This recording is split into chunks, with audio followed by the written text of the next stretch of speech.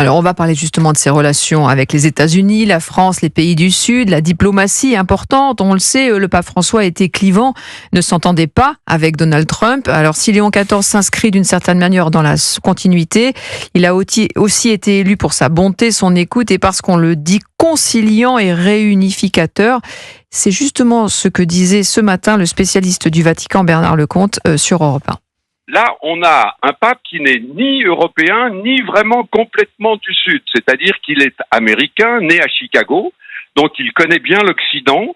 Là aussi, c'est un avantage parce qu'il va pouvoir parler à l'Église américaine. Il n'aura pas que des amis dans l'Église américaine, mais au moins il saura leur parler. Et puis, sa culture, son histoire le porte à être plus péruvien, plus sud-américain qu'américain du Nord. Et ça aussi, c'est important parce que il va marquer une continuité avec le pape François. Oui. Il va poursuivre le grand basculement vers le sud de cette église dont on sait aujourd'hui que 80% de ses fidèles habitent dans l'hémisphère sud. Voilà, Léon XIV, moins clivant que le pape François, plus diplomate, Arnaud Alibert ? Ah oui, en tout cas, c'est ce qu'on retient de lui. Je pense que d'ailleurs, s'il a fait l'objet d'un consensus rapide, c'est que c'est un homme de dialogue, un homme qui n'aime pas maintenir des fronts ouverts pour rien. Je pense que le pape François, d'une certaine manière, est bienvenu avant le Léon XIV, c'est-à-dire qu'il y a comme une séquence organisée par la providence divine où le pape François, avec sa forme de candeur, de naïveté, a débroussaillé et a fait un peu tomber les murets du chemin. Et puis le pape Léon XIV qui dit le chemin c'est le même, donc il n'y a pas de problème, mais on va essayer de pas étendre les dégâts. Et mais quelles seront ces relations, par exemple, avec les États-Unis, les pays du Sud, la Chine ? Alors je pense qu'il va parler au peuple. Et donc, ça sera au peuple de régler la distance.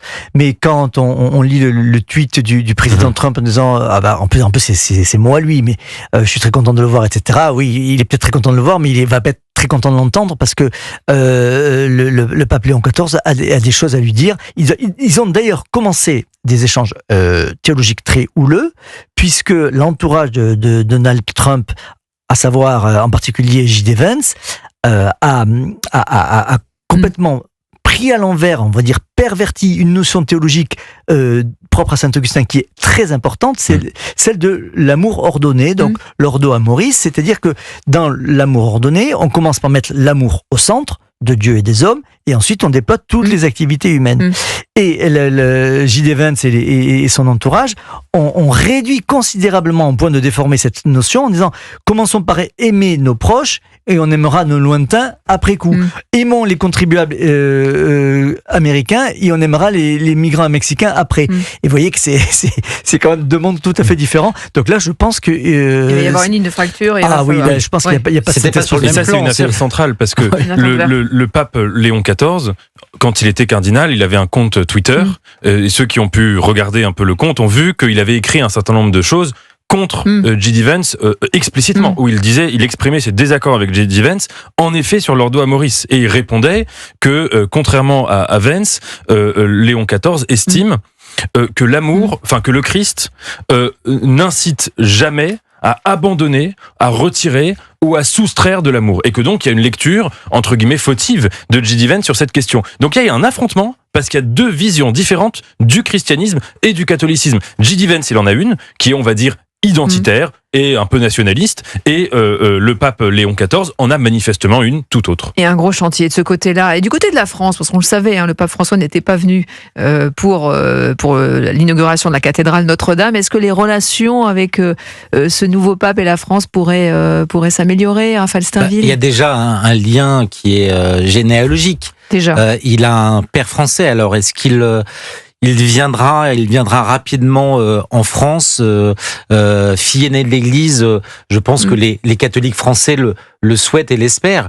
Après, je pense moi en tout cas, je ne suis pas suffisamment informé pour savoir si ce lien a été entretenu au fil du temps. Ouais. Arnaud Alibert. Moi, je lis pas dans le mar du café, mais je pense qu'il y a quand même deux éléments que le pape Léon XIV va faire assez rapidement. Un, restaurer la confiance et la relation avec son propre diocèse, parce que le pape François, tout excellent qu'il soit, et puis maintenant il est défunt, donc on peut pas critiquer ou faire son procès, mais il n'a pas été un très bon évêque de Rome. Ça, tout le monde le dit. Hein. Bon, donc il faut qu'il restaure. Et d'ailleurs, il s'est adressé à la communauté catholique de Rome. Et deuxièmement, qu'il restaure les relations avec les grandes nations chrétiennes d'Europe. Le pape François avait dit « Je vous aime, je viendrai vous voir quand j'aurai fait tous les autres ».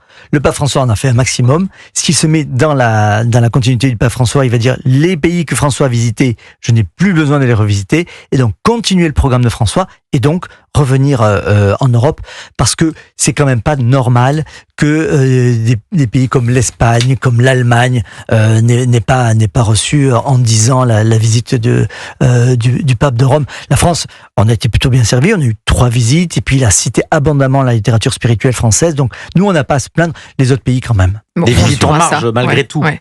Oui, mais qui ont été en tout cas officiellement affichées comme telles par le pape François. Mais c'était passionnant. Merci beaucoup Arnaud Alibert, rédacteur en chef du quotidien La Croix, Raphaël Steinville, Nathan Dever pour ce décryptage qu'on poursuivra toute la journée sur Europe 1.